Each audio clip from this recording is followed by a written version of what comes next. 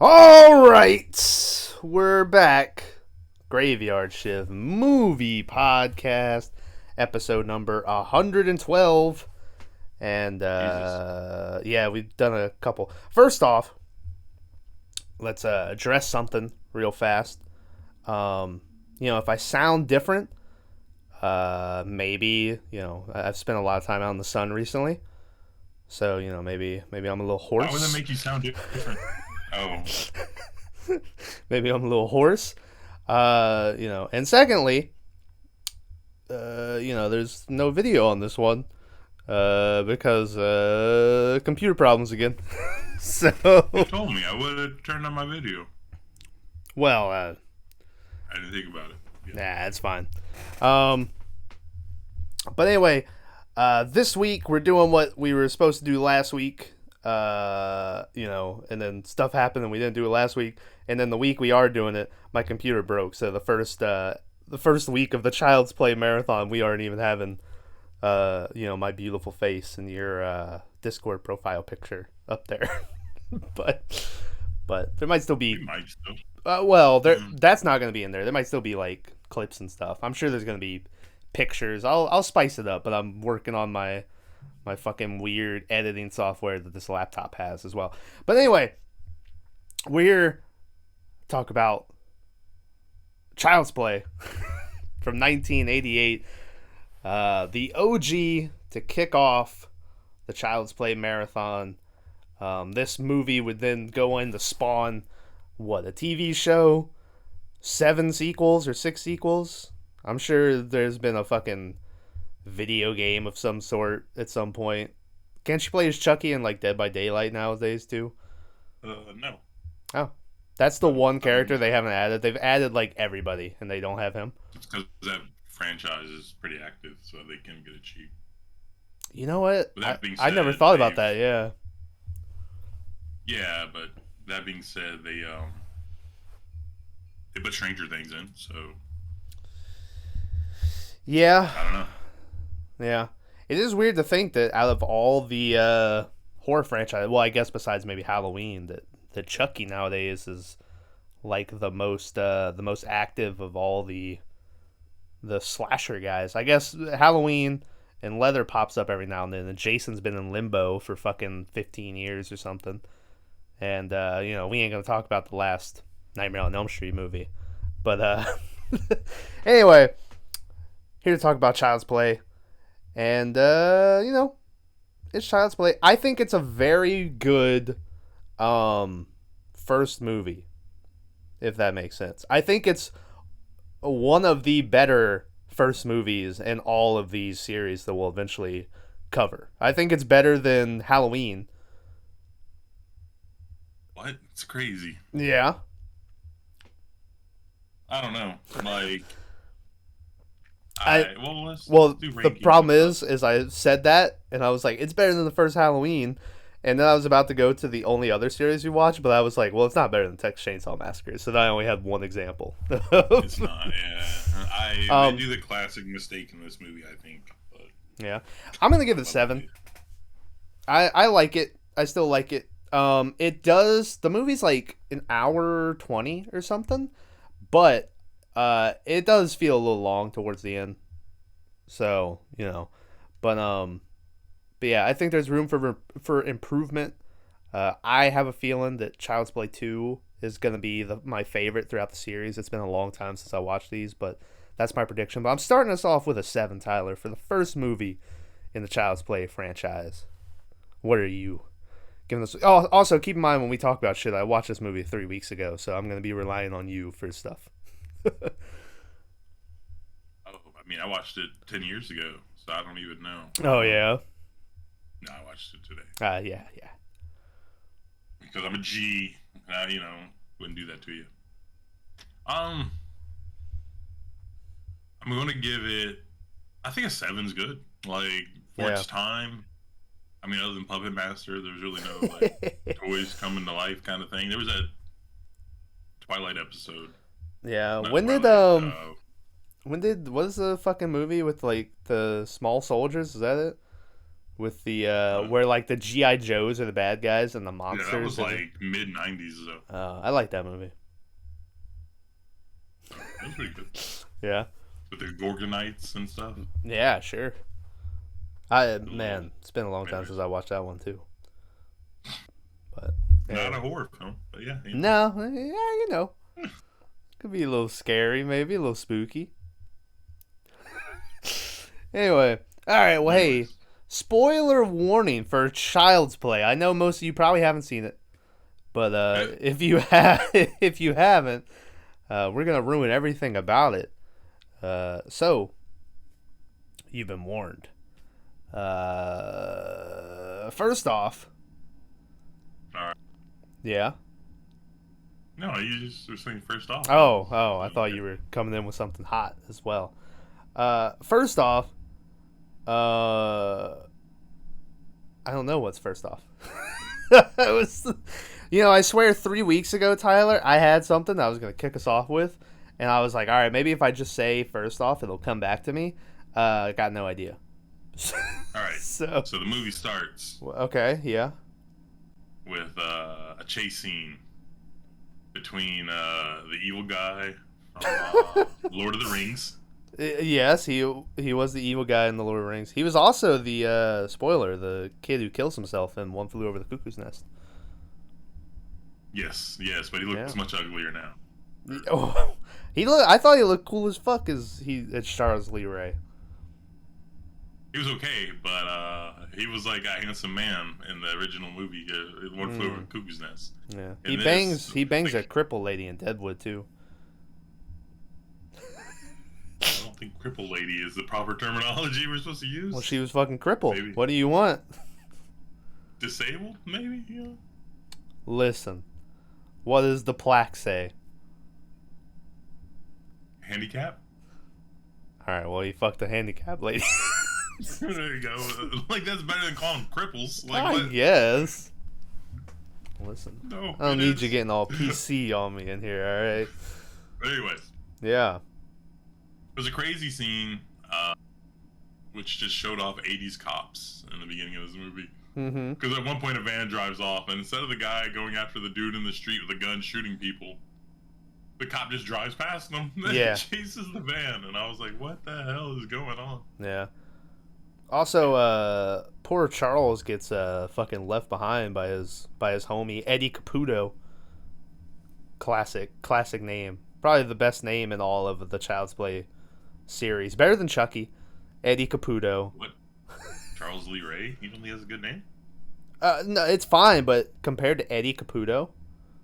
What about Andy's last name? Barclay? No, it's Milkanakis or whatever. It is not. Andy Milonakis. Imagine him in Andy's role, but he's like a 44-year-old man, but he still just looks like a child. Shout out to Andy Milonakis. Yeah, so Charles is in some trouble here. Some shenanigans have happened, and now he's being chased by the cops. He's been shot. You know why he's being chased? Well, he's a serial killer.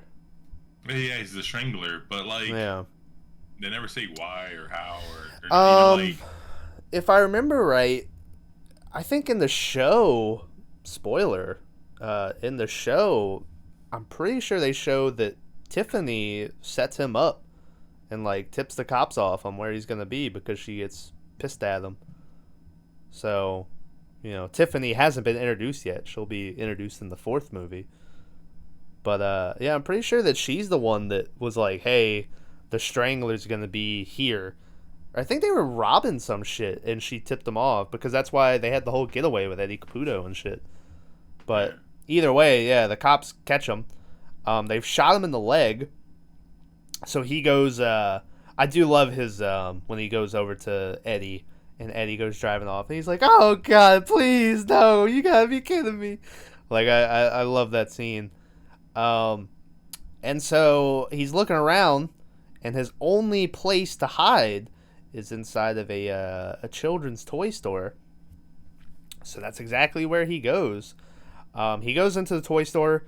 He gets shot again by the police officer, and he walks around the corner, and does like the most comedic just straight fall into the stack of good guy dolls. Like, he didn't get pushed over or anything. He just aims for the good guy dolls and like makes sure he grabs the top shelf of them to bring them all down in like a giant pile. And he's doing all this. Meanwhile, the cop is tiptoeing around looking for him, and he's like, "Where is he? I can't hear him." And it's like, idiot. This dude's making a fucking an avalanche of toys over here, and you can't hear his ass. Charles is bleeding out. He looks over to one of the dolls, and you can see that an idea has come to mind. And so he takes out the doll, and the next thing you know, he starts doing fucking Leverate, tutame, give me the power, I beg of you. And these voodoo chants, or, fucking prayers, whatever you want to call them. Spell, even. Witchcraft. Tyler, throw one in there. I don't know, you got me. Anyway. See, that's something that interests me a lot. Like, I'm kind of intrigued by this whole voodoo thing. I was hoping you'd buy me some books on it for my birthday. Well, maybe so you'll get a special package. I'm going to be very upset if you put yourself into a doll, Tyler. Why? That'd be amazing. It would be pretty cool if you're like, hey! You're like, hey, it's me now.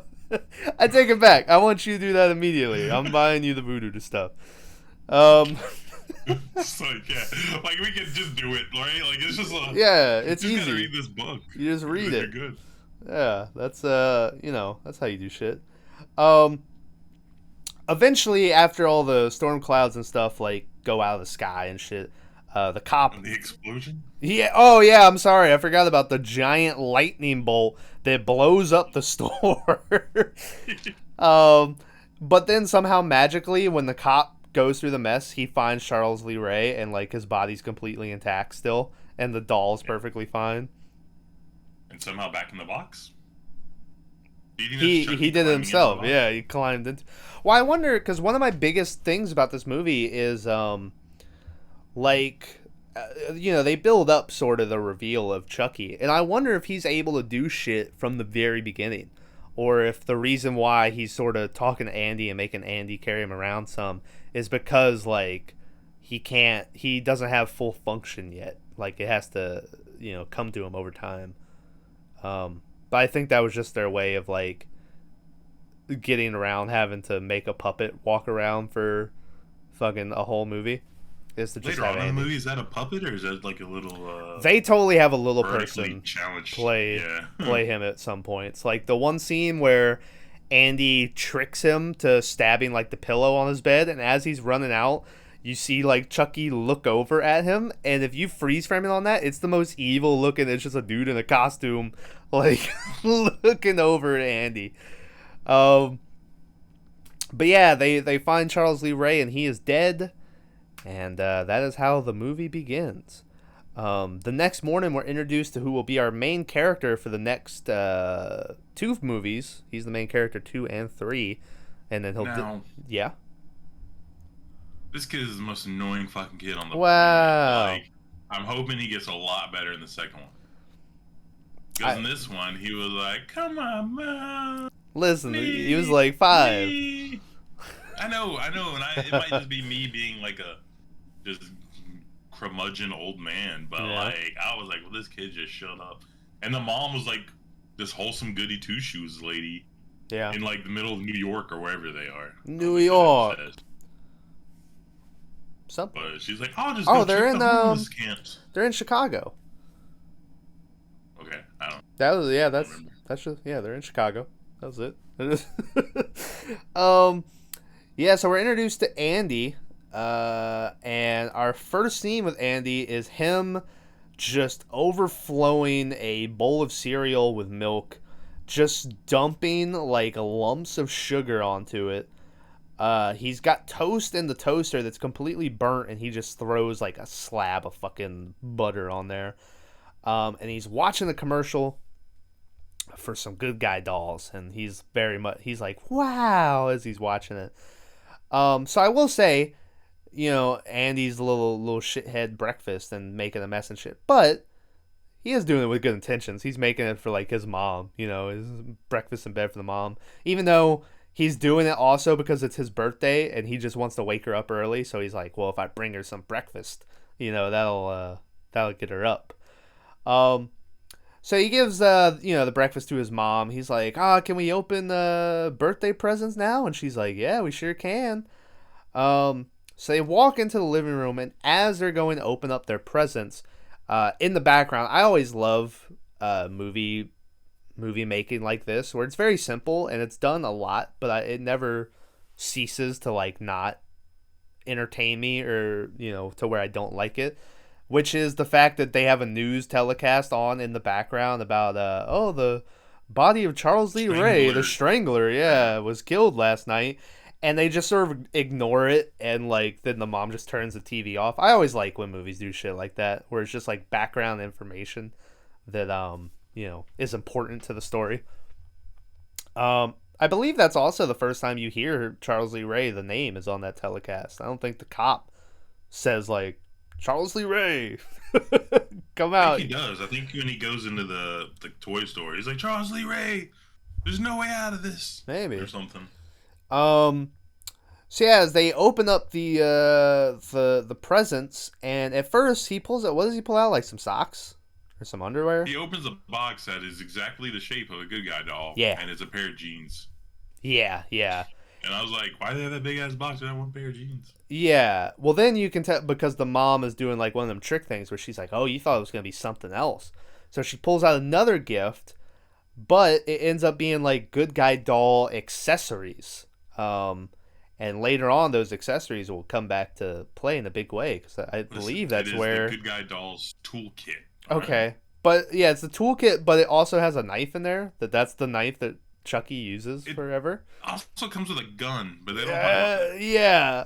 Also, why is the knife so sharp? Yeah, and so she gives him some accessories. Well, hammer's real too. So hammer is real. He fucks up a bitch with that hammer. And so, she's like, sorry, I didn't have time to get one of the dolls before your birthday. I'll try my best, but when I do get one, you'll have all this fun stuff, it can use and shit. So you can tell Andy's like disappointed, but he's like, all right, Mom. Sidebar, Tyler, do you have a gift story that, let's say you would let it be known that you wanted this thing, and that like Christmas or birthday or whatever, you maybe saw something that you were like, oh, that's it, and then you got to it and it was completely different and you were just disappointed? I've never gotten anything I've ever wanted as a gift. Oh. Just have it. Like, you'd be like, man, I really want like the Macho Man Randy Savage action figure, right? And then I open it up and it's like Jake the Snake, and you're like, well, all right. And then like it happened with He-Man's, Joe's, you name it. It's always been one off. So now at the point where I see something I want, I should buy it. I'm like, I ain't waiting. I've never been happy. Yeah. All right. Yeah. I don't know why you're laughing at me though. That was just, yeah. I'm pretty sure I've told you this story. I don't think I've ever mentioned on here, but the Xbox One, when that was coming out, Christmas, I told everyone, I was like, I don't need anything else. Just get me the Xbox One. That's all I want. That was the big hotness. And they were like, no, we're not going to get you the Xbox One. And I saw a box. I was like, oh, fuck yeah, that's the Xbox One. And I saved it for last on Christmas Day. And I opened it up, and it was a coffee maker. And I was like, oh. Which I still have that same coffee maker to this day. I love coffee. But in that moment, that was like, they just gave me a pile of shit in a present. And I was like, gee, thanks a lot, guys. So, anyway. Did they pull out the Xbox afterwards? They did not, no. Oh. I don't remember when I bought it myself. When did I get it? I don't know. I got it, the way I got my 360, no one would ever buy it. And we went on a cruise and won bingo, like $750. So that's how I bought my Xbox 360. So I've bought all my game consoles. Well, besides like Super Nintendo and like a fucking GameCube and shit. So anyway, the next day at work, Andy's mom is approached by her friend, who says that she met a guy in the alley who's selling one of those dolls that Andy really wants. So they go out there. She's a champion too. I liked her. She was one Yeah. of my favorite characters in the movie. Yeah. And they go out there and they see this like homeless dude, got a shopping cart, and there's a good guy doll, and he shows it off, and he's like, $30 or whatever. And the friend's like, hey, wait a minute, let's talk about this. But Andy's mom is like, whatever, this is for Andy. She doesn't give a fuck. So she's just giving dude $30, gives it to him, and she goes running off happy. But the friend is like, how do we know you didn't steal this? And so the homeless dude is like, steal this, and like opens up his jacket like he's about to flash her his dick, and I was like, that's good. So they go back inside. She's happy that she got Andy this doll, but then her boss comes up and just starts like chewing her out, talking about, listen, you have 2 break times, you've been gone for 5 minutes, all this shit. And then she says that, or he's like, Sheila called out, so you have to cover the late shift tonight or whatever. But she's like, well, it's Andy's birthday, but the boss is like, I don't give a fuck, So her friend is like, guy too, right? Yeah, he's real piece of shit character. They usually go out of their way to make sure that people like that die in the movie, but he did not. No. I'm not sure if he ever comes back. I don't think he does. So one of the rare occasions where a dick like that survives the whole thing. So her friend's like, listen, I'll stay with Andy, don't worry about it, So Andy's mom gets like an hour break or something where she can go pick him up from school and bring him home, and when she does, she gives him the good guy doll, and he's like, oh shit, And so then we get the first interaction where it's, hey, my name's Andy. And then you get the first time of, I'm Chucky, and I'm your friend till the end. Like a very, not threatening thing. Even though, I don't like dolls, so I would probably be like, ugh, get the fuck out of here, So that night, Andy's friend is staying with Andy, and Andy's mom's friend is. Yeah. Sorry. They're like sitting in the living room, and Andy is just like using like the hammer that came with the toy set to like just bang on like a block or something. Some kid shit where you just like banging on a block. And as he's doing that, the TV is on, and Chuck looks over at the TV as they start talking about Eddie Caputo, how Eddie Caputo has escaped from like wherever he was being held. So I guess they eventually did catch up to Eddie, but he got away. The friend is at the counter like eating birthday cake, and eventually she's like, oh shit, it's time for bed, Andy.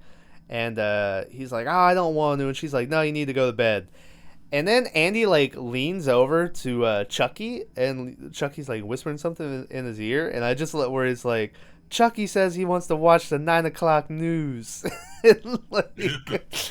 And she's like, sure he did, So she picks up Chucky, gets Andy, gets them in bed and shit, and tucks them in, and then she leaves. And it's always very weird because we get a lot of scenes of Chucky and Andy in bed together, and eventually there's even like one where Chucky's like, give me a hug or something, and he's like, good, I want a hug right now or something, and he like snuggles Chucky, and it's very weird because it's a full-grown man like in this doll body, and I don't believe there's ever been any child molestation with Charles Lee Ray, What the fuck are you talking about? What? There obviously could Why be. Why did you take this to this point? Listen, we were all thinking it.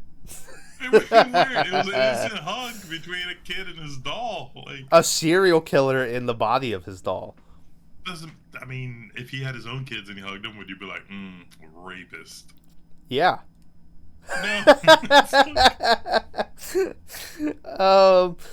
So anyway, she sneaks back into the living room, and she's like eating some more cake, and then all of a sudden the TV kicks back on again. All right, hold on. Okay, You keep saying this lady's eating cake. She's cleaning up. She's washing dishes and sweeping. But you keep assuming she's just eating cake this whole time. Every scene she's eating cake. I'm gonna let you do her like this. Yeah. So you Arya Stark and my girl again. So she goes walking over to the TV, and it's on the 9 o'clock news, and she looks, and Chucky's sitting there watching the news, and so she's like, "Ha, very funny, Andy." So she picks up Chucky, carries him back there. She's like, "I told you it's time for bed. You know, you're playing games. You put Chucky in front of the TV and shit." And he's like, "No, I didn't. I swear." But she's like, "Shut the fuck up, little bitch," and like throws Chucky down on him. And Andy, as she leaves, Andy leans over to Chucky, and he's like, "I told you she would be mad if you watched the news." And yeah, that's the end of that. Later on in the night, the lady's eating some more cake, and she hears, and she keeps hearing some noises. So we get a very extended scene of her walking around trying to find this noise. Like I felt like I was watching Sinister again for a second.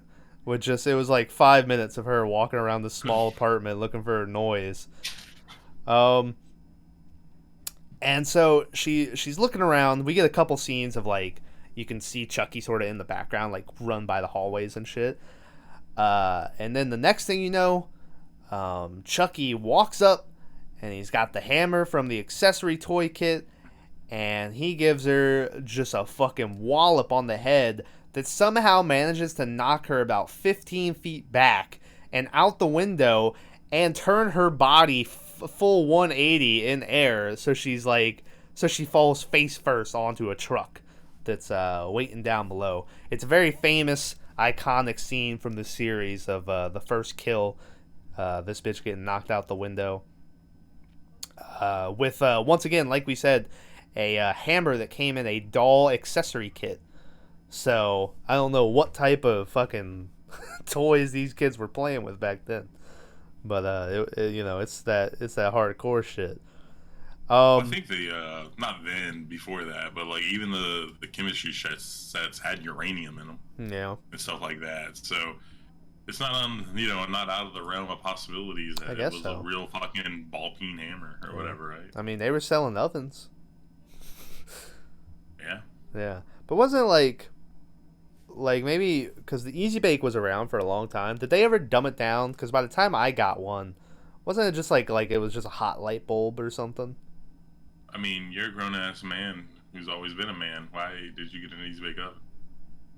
Because I wanted it. Oh, okay.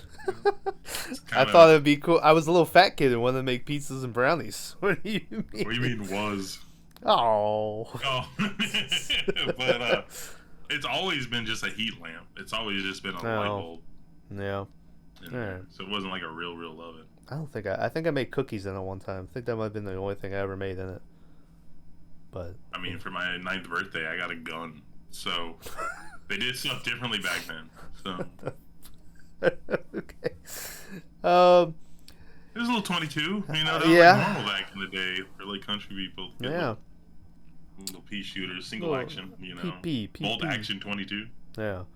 So anyway, Annie's mom gets done with her her shift at work, and so she comes back home to find a bunch of cops outside of her apartment, which isn't great. She runs straight up to her apartment and comes walking in looking for Andy and shit. And she's greeted. Well, I think at first she does see Andy, and then he's like, "Oh, Mom," and he goes and hugs her, and she's like, "What's going on?" And then out of the shadows steps the cop from the beginning who was chasing down Charles Lee Ray, and he tells her, come walk with him for a little bit. He's like, "Hey, I work for Chicago Homicide," and he's like, "Your friend is dead," and they walk her over, and we see that earlier on, I don't remember, I guess it must have been flour that Chucky left, or was it the flour or sugar from earlier when Andy was making cereal? No, he knocked it over, and that's why she had like the broom to sweep it up, and then it was on the Okay. counter. But yeah, they see that in the flour on the ground, there's a bunch of little footprints leading up to where the lady was hit. They also found the hammer that the dude's like, I'm pretty sure this is the murder weapon. So they think that it's been a murder. And at first you're like, oh, they must think it was Andy. But the dude is like, well, we checked all of Andy's shoes and none of them have that pattern. So, he's clear or whatever. But then immediately after that, Andy's like standing there, and I guess they never looked at the bottom of what he was wearing on his feet at the moment, because then they look and like the pattern on them matches what's in the flour, and they're like, "Hey, what pajamas are these?" And he's like, "Oh, they're my good guy pajamas or something." And so they're like, "Huh, that's weird, you know? Well, he's got these ones that match up." So they're kind of cleaning up the scene, and Andy gets sent back to his room with Chucky.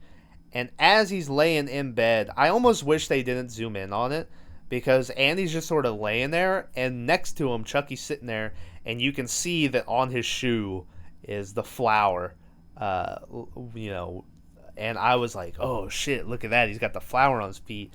And I wish they would have just kept it like that, but obviously they needed to like zoom in on it because Andy sees it.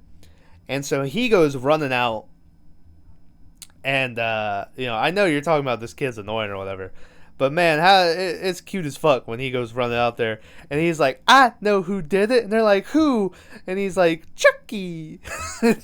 He fucking shows them, or no, he doesn't even carry Chucky out there. He leaves him in the bedroom, and so they're like, all right, this kid's fucking around, so they don't believe him, so they send him back to his room. Gotta say, pretty upset that Andy just immediately turned into a snitch on his boy Chucky like that. But he did, and I can't imagine. Yeah, I can't imagine Chucky was too pleased that that happened. That's the thing, is I'm really surprised he just didn't kill Andy in the very beginning. I mean, we know later, but. Yeah. Well, he doesn't know that he needs Andy around until later. Yeah, that's what I'm saying. Yeah, but I kind of ruined it. But I did write down that this kid is incapable of saying Chucky with one like syllable, so it's always Chucky. It's always like he says it like that. It's great. Wait, hold on. Yeah. How do you say Chucky with one syllable? It's a two-syllable word. Listen, guy, I don't need your grammar, okay? You just be Chuck, right? Like, you can. But I get what you're saying. He, has that adorable, drawled-out way of saying shit. Yeah. So later that night, the mom is walking by Andy's room, and she hears him talking. And so she's like, what the fuck? So she bursts in, and we see that he's sitting crisscross applesauce, and he's got Chucky set up in front of him. And he says that he's been talking to Chucky, and Chucky's real name is Charles Lee Ray, and he says that he was sent down from heaven by his dad to look after him. They don't really go into it much, but apparently, like, you can see the dad in photos in the background. Supposedly, I think according to the writer Don Mancini, is that like Chucky's dad died in a car accident like 3 months before this movie started, or something, or before the movie takes place. Andy's dad, right? What's up? You mean Andy's dad? But what if Chucky and Andy are one and the same? What? I don't know. What are you talking about? I don't know. Yeah, I meant Andy's dad. Yeah, he's fucking dead. So that's about as far into it as they go. Oh, we forgot to mention. Hold on. Yeah. Pause. Was the cop not hitting on this lady like the whole time he was there? Yeah. Okay, just making sure, because I was like, what? It's really awkward. But then he's like, I'm gonna get your kid arrested for murder. Yeah, throwing out mixed signals there. Take you down. Yeah, so it's like, Yeah. We forgot to mention that this movie is directed by a very young Spider-Man. Tom Holland directs this movie. Tom Holland directs this movie. Yeah, that joke's never been run into the ground about Spider-Man. Yeah, he gets mentioned a lot. How Spider-Man directed I was watching it. I was like, oh fuck, Tom Holland. Yeah. I don't think Don Mancini created the character and like wrote everything, but I don't think he ever takes up directing until like Bride or Seed. Like he waits around a very long time before he starts directing them. Doesn't he die at some point? Who? Don Mancini? Yeah. In the movie or in real life? In real life. Oh no, he's alive as fuck. Who's the director who dies and his kid takes over? Dies and his kid takes over. Yeah. It's one of these horror franchises. Toby Hooper? Michael? Halloween? What? No. Isn't it Halloween? No, John Carpenter is still alive. The dude, no, then it's what? I don't remember. But anyway, I think one of these is like the fifth one. The dude dies, and then his son comes and takes over. I don't remember what franchise it is. I don't know. I remember Halloween. Are you thinking about like Mustafa Akkad or whatever that dude's name was? Yeah, maybe that's Yeah, his son, because that dude got killed in a terrorist attack in fucking Ireland or wherever he was. Yeah, maybe that's what you're thinking. Because that happened. Like the fifth one, he got blowed up, and his son, I think, took over. And that dude still gets like a credit to this day. Every Halloween movie, they put him as a producer all the time. Anyway, so he's saying that he was sent down from heaven to look after him, and then he also says, and this is probably my favorite line of the whole movie, is he's like, Chucky says that Aunt Maggie was a real bitch and she got what she deserved. And naturally this makes the mom very upset, and she's like, how dare you say something like this, and she's like, you need to stop playing around. And so after a little bit, Andy's like, all right, I was just playing, it was me, and then the mom leaves, and he looks at Chucky, and he's like, I told you she wouldn't believe, or he's like, you told me that she wouldn't believe me, or something like that. So Chucky's been telling him that no one's gonna believe what he's saying. The next day, even though this kid's pseudo aunt just got thrown out of a fucking his apartment window and died, he gets sent to school the next day, and all these kids show up with good guy dolls. Like they just all have them. It's it's a different time, I guess. No one's going to school with fucking toys and shit now. Well, probably still are. They do. I mean, think about it. That's just it's the old school Apple Watch or the Yeah. It's everyone's flexing. It's just how they flexing, right? Show and tell. What was the best thing you ever brought to show and tell, Tyler? I've never had a show and tell that I what enjoyed. The fuck? I don't remember. I brought Kansas City Chiefs football signed by Joe Montana. Oh shit, that's pretty good. I brought a Road Warrior Animal Hawk action figure. And I was like, this is Animal. sorry. Moment of weakness. Yeah. But anyway, I was pretty proud of that action figure. He looked cool as fuck. You still sound proud, and that's what's the most disturbing part of it. Of all the things you've had. Yeah.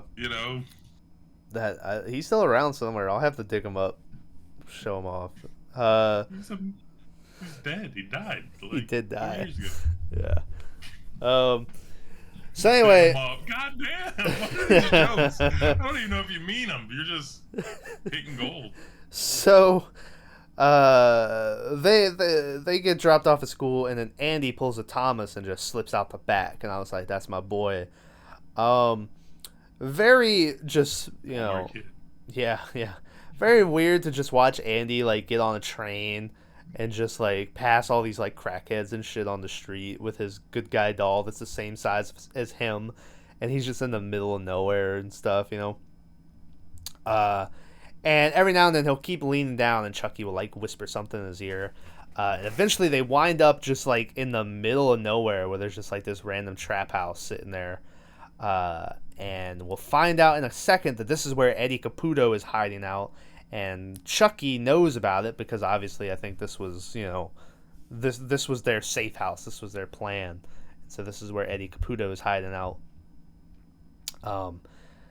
Andy goes to like take a piss, and so Chucky slips away as he does that. And Chucky goes into the house and makes sure that he's like making a bunch of noise. So Eddie, who's sleeping upstairs amongst a bunch of rats, is like, "Oh shit, what's going on downstairs?" So he whips out the Glock. It's not a Glock. It's like a Magnum. And he goes sneaking down the stairs. And we'll learn in a second that Chucky's master plan is he's making all this noise in the kitchen where he's opened up like the gas oven and he's letting all the gas out. So then when Eddie Caputo busts in and shoots the gun, the house blows up, killing Eddie Caputo in the process. Also, as this is happening, it's like a tense scene where Andy keeps walking closer to the house because he's looking for Chucky. And so you're like, oh shit, is Andy going to get blown up? They never show you how Andy escapes being blown up by that house, but he does. He's fine. He's fine, but now he's at the scene of another murder, this time an explosion. So the cops are even more suspicious of him. And they think that, maybe he blew up this fucking house somehow. Andy's mom gets called in to, like, I guess it's a hospital where they have Andy at. They're, like, looking out after him and shit. And she comes to meet him. Hold on. Let me say something real fast. All right. And this is going to sound dumb. Okay. But in this movie where a man transforms his body into a doll and is running around killing people, so the way gas leaks work is it gathers in the area and then blows up, right? But they make every effort to show this house is in disrepair and all the windows are busted and the curtains are flying in, to where it had plenty of airflow, to where like the gas thing would never happen in a bajillion years. And that part bugged me. Yeah. As you were like, and so it has plenty of room to go everywhere, right? And you took a pause. I had muted the mic and put it down. It was drinking water. It was like, I hope he doesn't want me to say yes. Because I was just like trying to grab it real fast. Yeah, so the cops are here once again, and they tell Andy's mom that they're going to take him away. Because he's fucking crazy. And he's at the scene of 2 murders, and he keeps saying that it was his doll that's killing all these people. And so they have this doctor here, like this child doctor or something, who's like, we're going to take him to stay with me for the week, You get like a scene of Andy with Chucky where he's like, say something, Chucky, they're going to take me away, say something. And Chucky, I don't think, does he ever say anything? Or not by, I mean, actually talk, but does he do the whole, I'm Chucky, want to play or whatever? Or is he just silent that whole scene? He's just silent the whole thing. I think he is too, but figured I'd ask.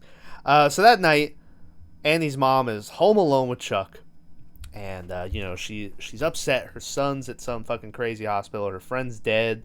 All this stuff's happening. And so she's staring at Chucky. And she's like, come on, say something, And Chucky doesn't say shit. So she's like, look at me, I'm here fucking arguing with a doll. So she goes walking over to where the good guy box is at. And she picks it up. And this is just like, I mean, what a way to do like a reveal where someone pieces stuff together. I've always loved this. Where she picks up the box. And out of the box falls the batteries. And it's like, oh fuck. See, like, yeah. In my mind, up to this point, they should have played it a little more close to the vest. To where these are my 2 complaints of this movie. Okay. Is they should have kept you wondering if Andy really did kill these people, right? And not shown it was Chucky. Yeah. To where the whole time you don't know to believe the kid or the cop or whomever. And all that. And then my other complaint is Chucky wasn't Chucky enough in this movie. And I know I can't have it both ways. Well, but like, I wanted to see Chucky from the get-go. Like, I know, but it's one of the things where like Chucky wasn't Chucky yet. Like, Chucky like didn't have a thing yet. No one knew what he was gonna be like. Yeah. Because literally all you'd seen, you saw Charles Lee Ray for a couple minutes in the beginning, and that was it. We haven't heard Homie talk the whole time. It's been this animatronic, like, programmed good guy doll voice. So, yeah. I do agree. I like the whole, the whole, like, oh, maybe it is Andy. Like I said, I don't think anyone watching this movie thought, like, oh, yeah, maybe it is Andy, because it's so obvious that the homie put his soul into, like, this doll in the beginning. But, yeah, it would have been interesting if they had played it more like that and, like, just left it, like, maybe instead of showing the beginning with, Charles Lee Ray and putting the soul in the doll, maybe throughout the movie they just did like what I talked about I liked, where in the background they just have a bunch of different newscasts and shit, and throughout the movie you're like, maybe, and you wonder if maybe Andy is just getting it from the news, or if like it actually is happening and shit. It's cool to think about that. Hey, maybe that Child's Play remake in 2019 did something like that. Hey. So, hold on. There we go. God. Got classes join up. So anyway, the batteries fall out, and she's like, oh, fuck. So she goes walking over to Chucky and opens up his back where the battery pack is, and there's no batteries inside of Chucky. And then his head does a full 180 spin and look at her. And it's like, I'm Chucky, want to play? And she's like, oh, fuck. And she drops Chucky. He goes, like, rolling under the couch and shit. There's, like, this scene where she's, like, she keeps tapping him under the couch to see if he'll move, but he never does. So eventually she picks him up, and she goes over to the fireplace, and she starts getting the fireplace primed and ready. And she's like, you better talk to me right now, or I'm going to throw you in the fire. And this is finally what causes Chucky. Just out of nowhere, 0 to 100. He's just, you fucking bitch, you fucking... just immediately. And, yeah. He calls her a dumb bitch. Yeah. Like... So, yeah, he's like, I teach you to mess with me. And just, like, the puppetry on the doll just looks so great of him, like, pulling her hair, and he's biting, like, her arm, and he's just screaming. And yeah, she's like, oh fuck. So she like throws him off. He goes running away and goes and runs into the elevator that's in the apartment, and just goes like down. The mom has to race down the stairs to try to get to him. But by the time she gets down to the bottom, Chucky's already gone. So now she knows the truth, that Chucky is a serial killer inside of a doll body. And yeah, so great reveal. I thought they did I can't think of a better way to reveal it. I've always loved the battery drop and just like, oh fuck, and just the instant Chucky just started, you fucking bitch. It's just so the mom after this goes to that cop who's been in the movie the whole time and tells him that Andy was telling the truth and that Chucky is killing people and that he's Charles Lee Ray and stuff. But of course, he just thinks that she's like making up excuses to try to get her son back. So he's like, listen, you need to, go lie down. And she's like, if I was lying, how did I get this? And she shows him the bite on her arm. And that seems to pique his interest about how she got it. But it's still not enough for him to be like, all right, I believe you, So she gives up on that, and she's like, fine, I'm going to go find the guy who sold me Chucky, So she leaves. As she leaves, I do love the cop as she leaves. He's like, God damn it. Because he knows he has to, like, follow after her. She goes downtown to, like, where all the homeless people stay at and fuck and do drugs and stuff. And eventually she finds the dude who sold her Chucky, like, in the back. And she goes walking over to him and she's like, hey. And at first he's like, oh shit, it's the cops or whatever. But she's like, no, I'm not going to hurt you. I just want to know if you remember me. You sold me a doll. And he's like, yeah, maybe I remember you if you got some money. And she's like, here, I got this much, So he's like, yeah, I sold you that doll. And she's like, well, where did you get it from? And he's like, well, if you got some more money, I'll tell you. And she's like, well, that's all I have. And then he like looks at her body and he's like, that's not all you have. And yeah, then he goes, yeah, Wait, no. he goes to start to rape her. And I'm pretty sure that he wasn't going to be the only one that was going to rape her, because it looked like all the other homeless people were sort of. I mean, he was with a lady at the beginning. He was, but he wanted fresh meat. So he's about to rape her. But then the cop shows up, like fires a couple rounds off into the sky to scare people away, and then he gets he comes in, kicks the dude straight in the nuts. Oh, does he? Pulls his guns and starts yelling at people. Okay. And I was like, this isn't what cops do. Yeah. Yeah. So he clears up the crowd and he beats up dude a little bit, and he's like, "Tell me where you got the fucking doll." And so eventually the guy is like, "All right, I got it from this burned out toy store on 61st Street or whatever." And this finally manages to like spook the cop, because he knows that that's a toy store where he chased after Charles Lee Ray. So after that, the mom is convinced now. She's like, well, there we go. It's figured out. Charles Lee Ray is Chucky and shit. But she doesn't know how he got inside the doll. So she wants to go check out Charles's house. The dude doesn't want her to go there, but he does end up like telling her the address of the house. But at the same time, he like kicks her out of the car. So he's like, listen, get the fuck out, I believe it's in this scene that she tells him, well, listen, he came back and he killed Eddie Caputo, and he did it, so he's going after the people who like betrayed him, so you're coming up soon. And he's like, whatever. So he drops that lady off. He drives to his office to get his file on Charles Lee Ray, because his interest is piqued now. And when he goes to get back in his car, Chucky from the back seat wraps like, it looked like jumper cables he was trying to use. As the strangler. Yeah, and he's trying to do his strangle thing, but it's the loosest looking chokehold I've ever seen in a movie, where like it doesn't look tight. The dude's got a whole hand in between like the fucking wire and stuff. But Question. Yeah. And maybe because you watched the TV show. And Yeah. Blah, blah, blah. How strong is Chucky? Why does he have the strength of a full blown? I don't know. In the show, I remember he's like super strong, and I remember in the show being like, I didn't think he was like strong like a man, but I guess maybe he always has been. But he's also just like easy to fuck up too, but he still has the strength. Like he hits the girl with the head of the hammer and she goes flying out the window, and I was like, maybe she tripped. And now he's choking this dude out, and I'm like, huh.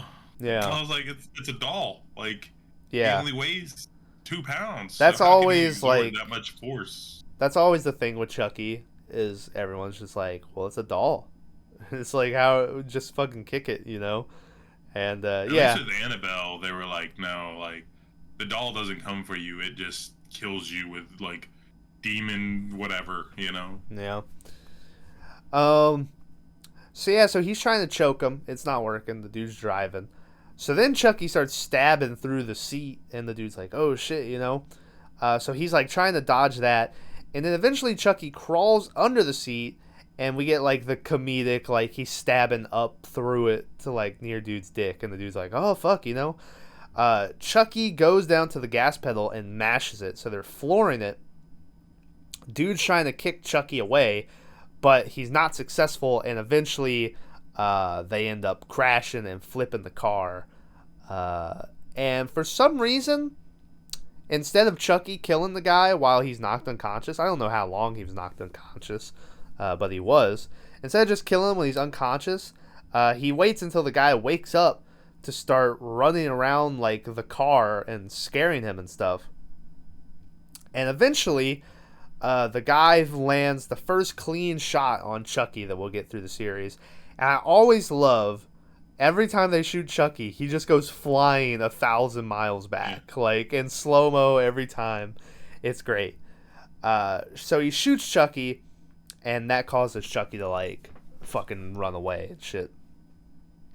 After that, the cop shows up to Charles Lee Ray's house as the mom is there.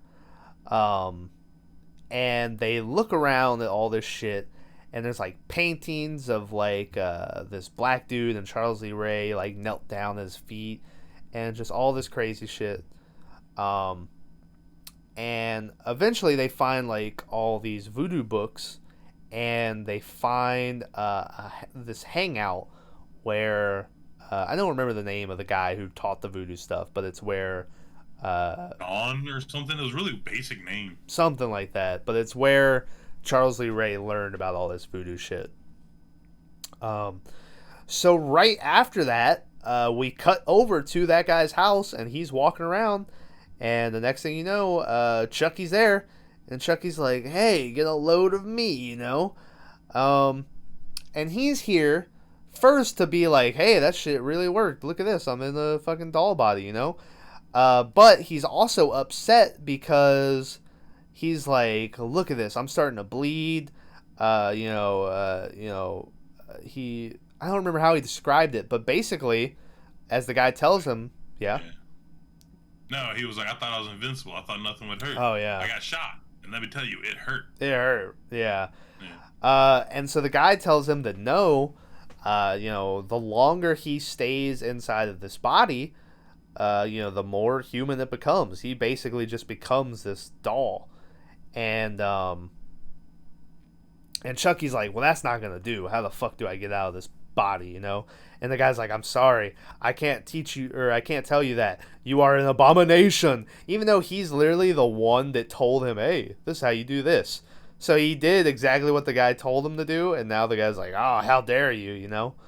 Like the thing with voodoo is like it's never supposed to be meant like used for that stuff. I don't know. I need the books.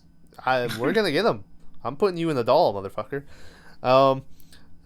So the dude's like, "I have to destroy you." So he goes running into the next room, but Chucky's like, "I figured that might happen, so I took precautions." He's like, "You really shouldn't tell people where you keep this stuff, Jack," or whatever the dude's name was.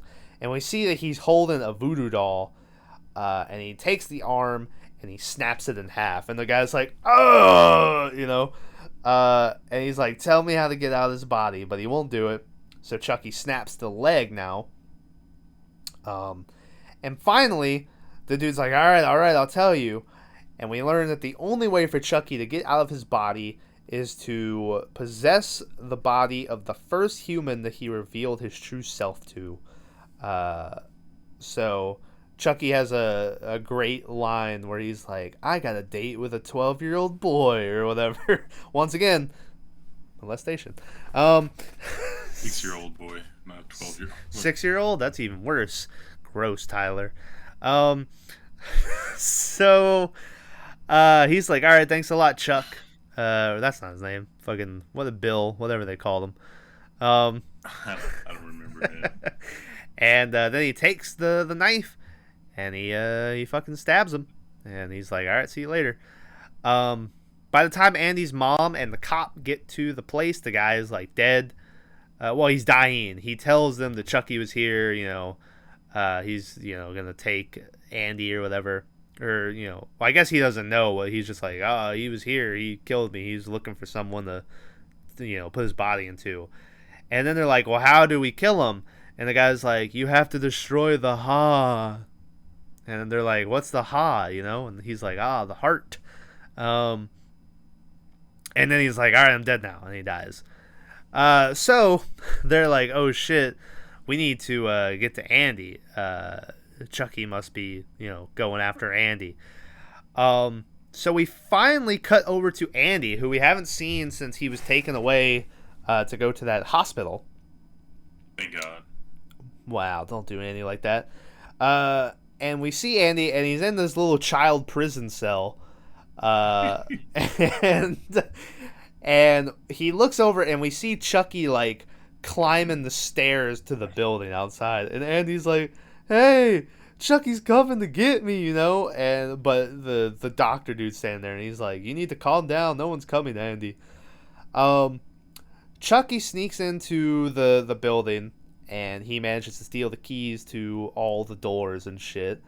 And so he's like, all right, here we go. I'm gonna fucking kill Andy, you know. So he opens up Andy. Well, not kill him, take his fucking body.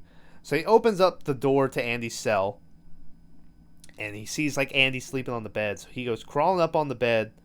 Well, that's weird because he stabs the. Yeah.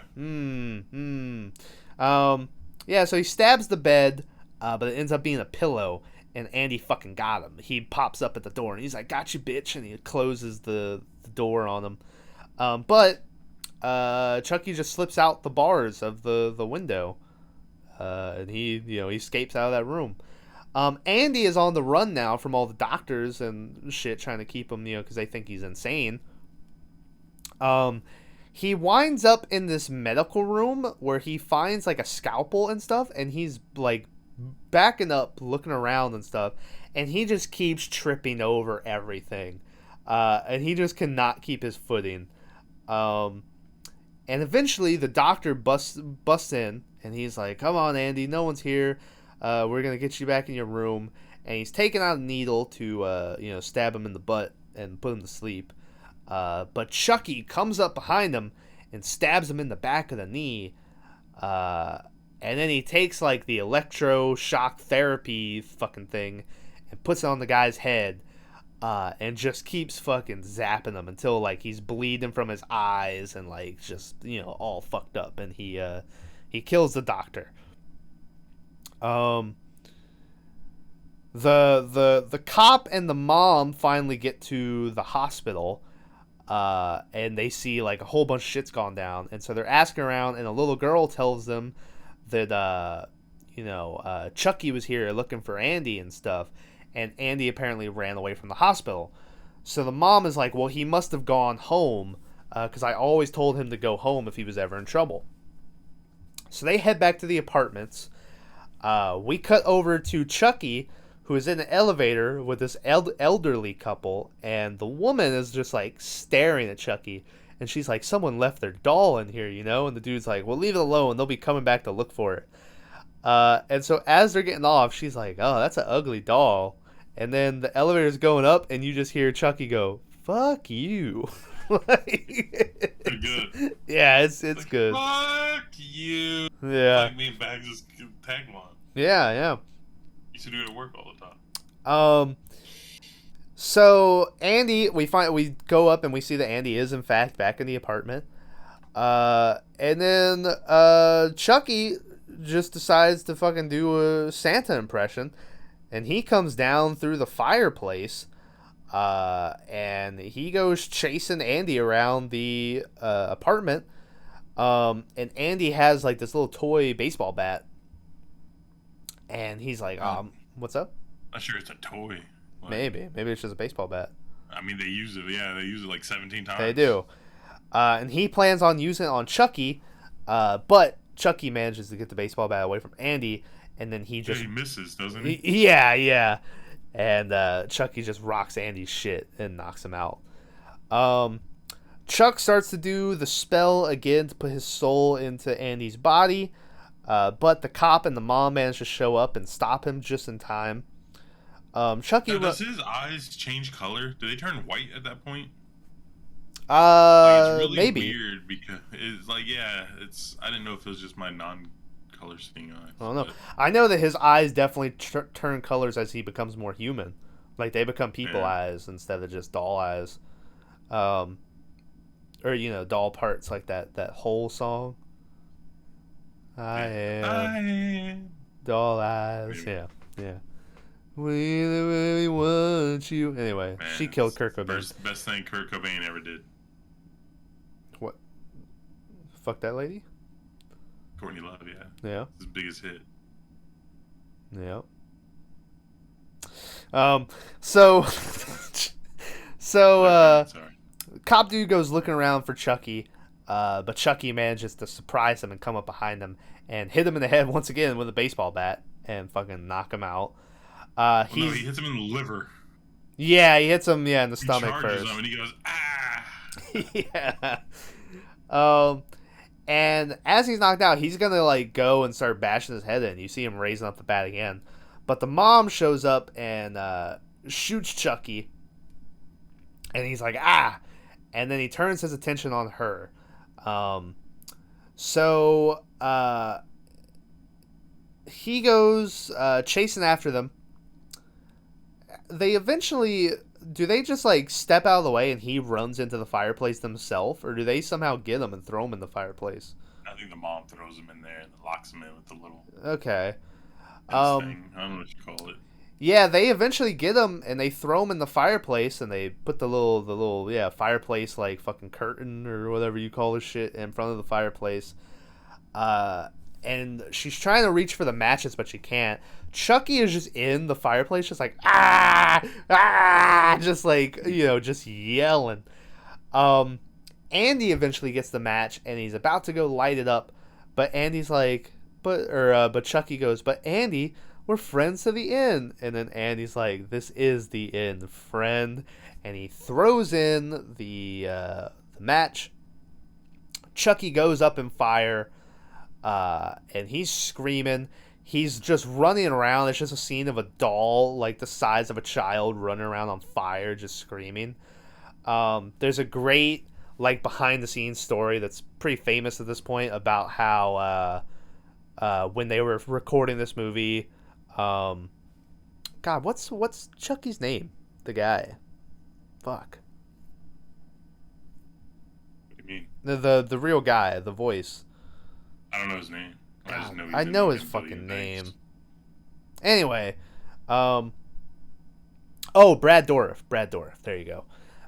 So as Brad Dourif is like recording this, it happened to be a day that he brought his daughter to work, but they had her like in another room. But without anyone knowing, she snuck in and was in the room where they can just hear like the mic from where he's recording. And so she just walked into this room and just heard her dad screaming and just like this, and she broke down crying and it terrified her and shit. And he was like, "Oh fuck, who let you in here?" Yeah. So that's what was happening behind the scenes during this. Yeah, Chucky gets all burned up. Eventually, he sort of just collapses down, falls over, and they're like, "Oh, there you go, he's dead." They go in to check on the cop, and the mom's like, "Andy, go get the first aid kit." So he goes to get it, but on his way back, he sees that Chucky is gone, and so he's like, "Oh fuck." So he tries to run back and warn everybody, but he gets stopped, or he gets tripped up, and when he looks over, we see Chucky fucking all burned up and just crazy looking, coming after Andy.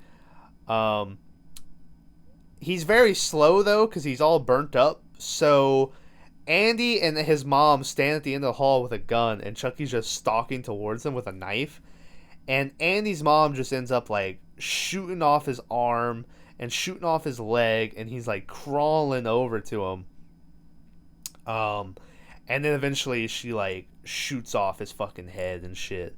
And then she walks over to his body and empties the rest of her clip into Chucky's back. And she's like, "Take that, motherfucker." So, yeah, once again, they go and get the cop who was useless this whole movie and is knocked out in the other room.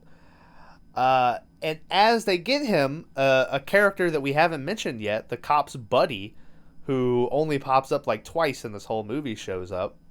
And he's like, "Oh shit, what was going on here?" And the guy's like, "Chucky, the kid was right. The doll's alive. It was Charles Lee Ray. He did all this shit. We killed him." And the dude's like, yeah, very funny. And he's like, "No, I'm serious. Go out in the hallway and you'll see his body, but don't touch it." So the guy walks out there and he sees Chucky's burned up body and Chucky's the decapitated, burned up head. And he's like, ah. So he picks up the head and brings it back inside the room that everyone else is at and sits it down on the thing.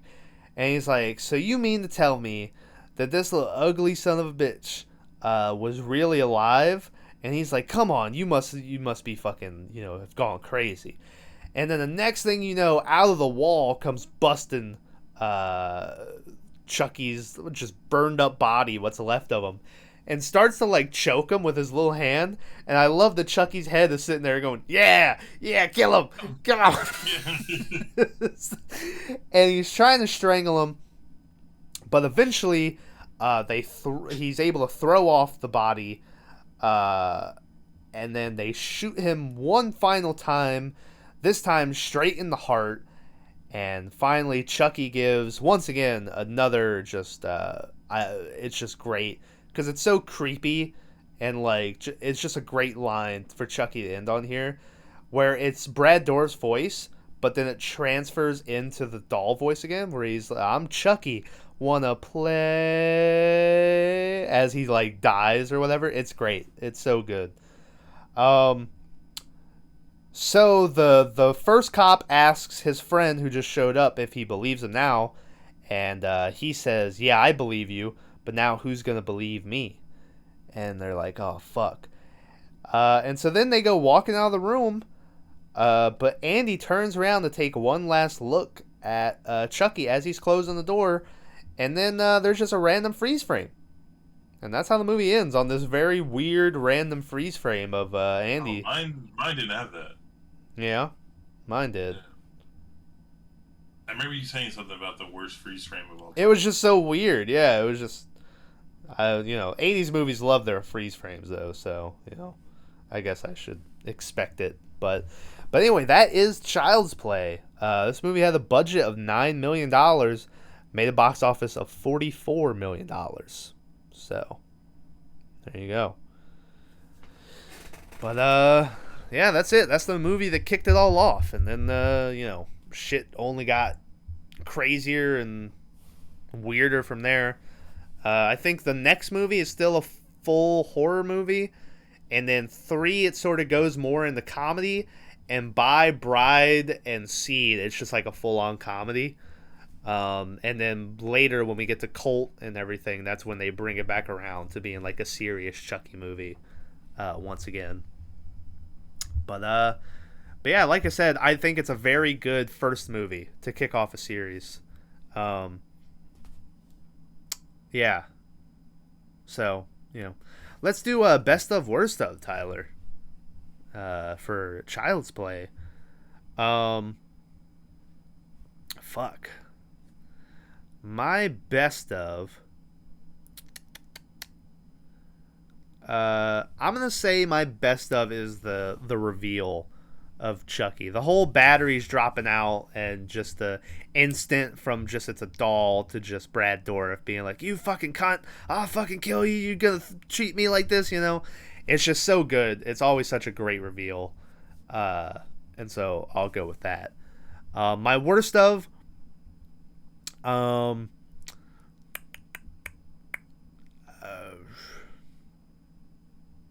I don't know. My worst of... I was going to say, like, the scene of the lady looking around the apartment for the noise she heard, but they're, like, building up the tension. I didn't like it, but I can't really pick that. So, weirdly enough, Tyler, I might say my worst of is just the whole character of the cop.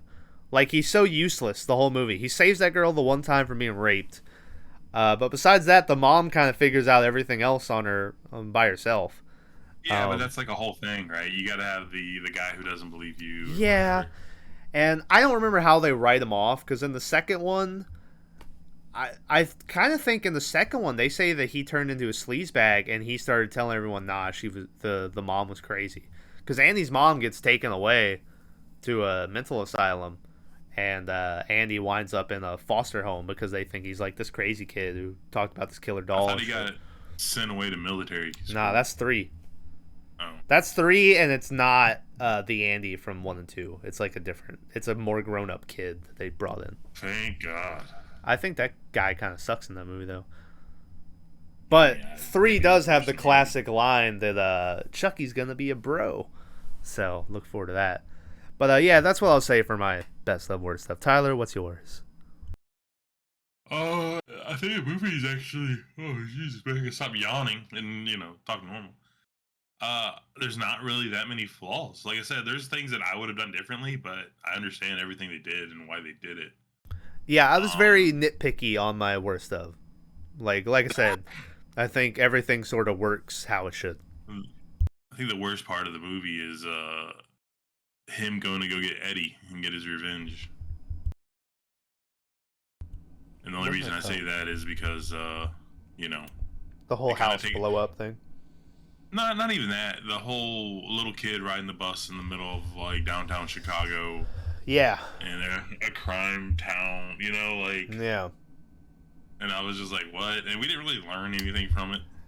No, I do love after watching the show, that the way Eddie and Charles meet is Charles was like a big kid at this foster home, and he had all these other little kids around him, and he tried to get them into like murder and stuff like he wanted to, and like he showed them like this nurse that he killed, and they all ran away except for one. And he's like, "Oh, you're sticking around?" And the kid was like, "Yeah." And he's like, "What's your name?" And the kid's like, "I'm Eddie." And he's like, "All right, Eddie, let's do this." And then that's how Eddie and Charles meet. It's like this adorable murder scene in the show. You just ruined that for me. Yeah. You're never watching that show. I might. I'm supposed to start a podcast. It just shows. Yeah. Anyway, go ahead. Now. Just like Maz's videos. Yeah, it's coming. It's coming. But so yeah, I mean, I know why he had to go get Eddie because Eddie betrayed him, whatever. But and you know they had to find. It's definitely the worst kill of the movie, Eddie's death. Because it's just like a explosion that doesn't really make sense. Yeah. But I don't know. Like I love Puppet Master movies, so you know, dolls fighting is in my wheelhouse. So, but yeah. So I mean, that's when we say Eddie, the whole Eddie thing. Yeah. Was, you know, well, the chase in the beginning was rather lackluster too, right? Like, yeah, how they started it off. But it ended with a lightning bolt. Yeah. A foot chase, you know, and it's like, what? Yeah, all of a sudden, like he's at a toy store and it's all glass windows, but he shoots the doorknob and it's like, you just shot the window.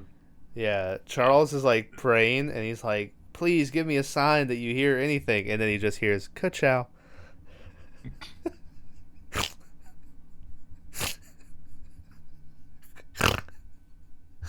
Good, a snort even? That's the best joke I ever told. Anyway, yeah. Alright, so what was your best of? That's a hard one. You didn't really have a worst because but everything's so good.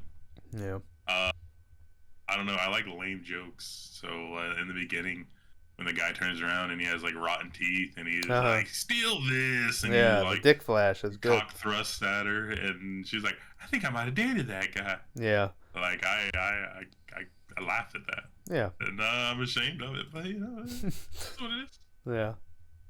I don't know, the scene where Chucky's running around the cop car. Or the car. Yeah. Yeah. Where he's like in the... Okay, never mind. I know exactly what my best of is. Okay. And it's the sound of his pitter-patter footsteps whenever he's like up to no good. Yeah. And you hear a little... Yeah. Yeah, and I was like, oh shit, this is getting real. Uh-huh. So, yes, that's what I'm going with. Alright. Alright, well hey, that's it for Child's Play. That's one down. A couple more to go. Hopefully by the time we do Child's Play 2, I'll be back on the good setup instead of sitting here lounge back and shit with a bowl of meat stew in front of me. We watched all of Halloween, and you bought a Michael Myers mask. I did. We watched all Leatherface, and you haven't bought a Leatherface mask. I haven't. Oof. How dare you call yourself a fan? But you got a Jason mask that costs $90. Anyways. I think it was more than $9. I said 90. Yeah, it was more than that. I think it was like 120 or something. Holy shit. It's custom made, baby. Anyway, go ahead. Are you gonna get a Good Guys doll at the end of all this? I don't know. We went over. They're so expensive. Alright, what if this gets over 50 likes? Alright, 50 likes. I'll buy it. No matter the money. Well, I mean... I'll buy it. The money. but then you have to buy the Tiffany doll one. Fuck you. Okay, so I had like the biggest crush on that lady as a kid, or by kid I mean like teenager or whatever. And now every time I see her, because she does like poker stuff, and I watch a lot of poker. Yeah, she plays a lot of poker. All she does is just show off her tits and talk in her little voice, and I'm Well, like, yeah. you used to be so much more than this. No, that's the shtick now. Yeah, but you know, you don't have to like, but you know, careful kids. You live long enough, your heroes are turning villains or whatever, right? Isn't that the same? I guess so, yeah. So. What was I saying? Yeah. I was looking at What are we watching Predator next Mask earlier. We're watching Child's Play 2. Are we? Yeah. I thought you said we'd watch one, take a break, watch one. No, watch 2 and take a break.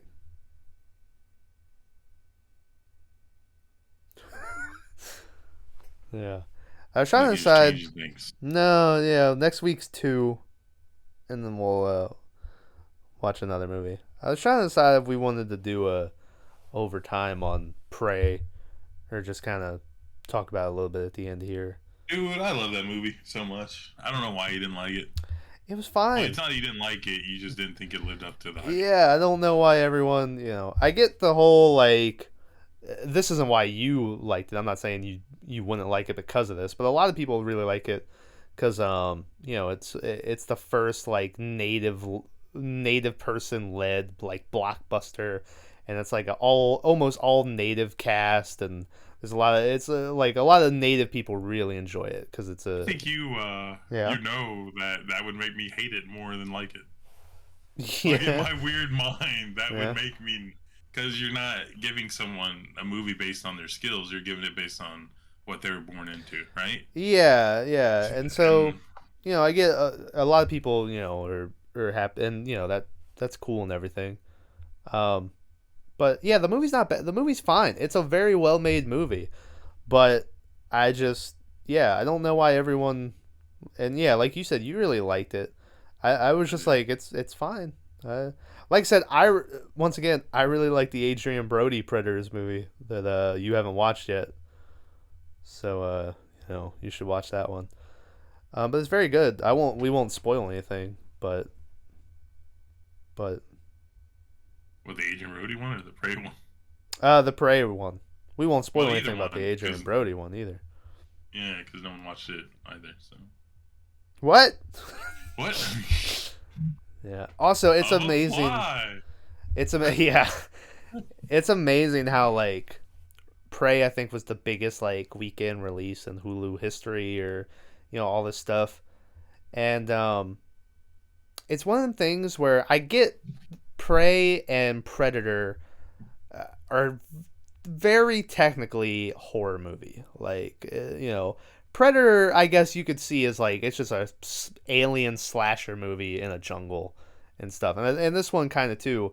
But horror people always latch on to like Predator and stuff. And I've never seen Predator as a horror movie. But so this movie had this big release, and people are like, see, and people say horror isn't a draw. And I'm always like, yeah, but I don't know. It's one of those where what's horror and what's not. And it's just, there is like one jump scare in Prey where it's like a snake or something. It just comes out of nowhere. But real fast, I will say the only thing I'll spoil about Prey. I don't know if it bothered you, but I mean, we're in this day and age, and we can't get better CGI looking animals than what Prey gave us. I actually like the bear. They made it like scarred and jacked up. I dug it. That deer looked bad. That snake looked terrible. The snake's what really made me mad. Well, not made me mad. I was like, look at this fucking thing. But yeah, I don't know. My only gripe about that movie was her homemade boomerang axe thing. The axe, it was cool as fuck. It was cool. It was great. It reminded me of Scorpion. Yeah, well, check history out and see how many boomeranging hide Warhammer, machetes there are. Hatchets. One. Hers. All you needed. Yeah. So you got that one, and that was it. Yeah. Yeah. And then there's that dog in it that everyone loves. That basically like from what I remember, they just adopted that dog from a shelter for this role because like the type of breed it is a type of breed that native people would have back then. Like it was a very specific breed, and they were like, this thing wasn't trained at all. Every scene of him in the movie is basically all the usable footage we have of him. All the other stuff is him like running and like trying to bite the cameraman and shit. Like, and yeah, well, they had a little trainer there to help. But yeah. Do you know that dog's name? Yeah, it's Coco. Not in the movie, but the real dog. Yeah. The movie was like fucking Maui or something. Or something. Something. Also, I didn't. They show there's a behind the scenes of the Predator in like the suit or in like makeup and shit, and he looks way better than like the CGI Predator face that they have in the movie, where he's like, ah, you know. That's what the Predator sounds like. But is it? Yeah. He sounds like blah, you know. Anyway. All right. Thanks for This is when you find out none of this podcast recorded. No, it's recorded. And I completely just abandon you. Yeah. We haven't. It's gonna happen one day. We're gonna record one that it's gonna end up being like none of it recorded, or like the audio wasn't going or something. It's gonna happen one day, and it's gonna be a disaster. It's, you know what? It's gonna be another Kane and Lynch, where we're gonna record the best podcast we've ever made, and I'm gonna go, and it's just gonna be nothing, and it's like no. So, you know, I was thinking, Tyler, do you think that game could stream? Do you think OBS could stream it? I don't imagine if it couldn't record it. The amount of jokes that we did and the type of jokes. Nah. We just have to find another game like it. I guess so. Like I said, we got Dying Light. Hopefully that'll be fun. I got a couple. I wanted to like play the Resident Evils with you. Like Resident Evil 5 and Resident Evil 6 are like co-ops and stuff. And Resident Evil 6, notoriously the worst, or one of the worst Resident Evils, which was the first one I ever played of the series. I've since learned that I played only one campaign. There is like 4 different campaigns, and it's all like, I think it's technically the same story but different perspectives, so different shit's happening. And they're all like 6 hours long. So there you go. I played Leon, and then I didn't play any of the other people. So mostly because I was done with that game. So watch us play it live. I don't know. I gotta get my computer back first. So anyway, all right. Well, thanks for listening.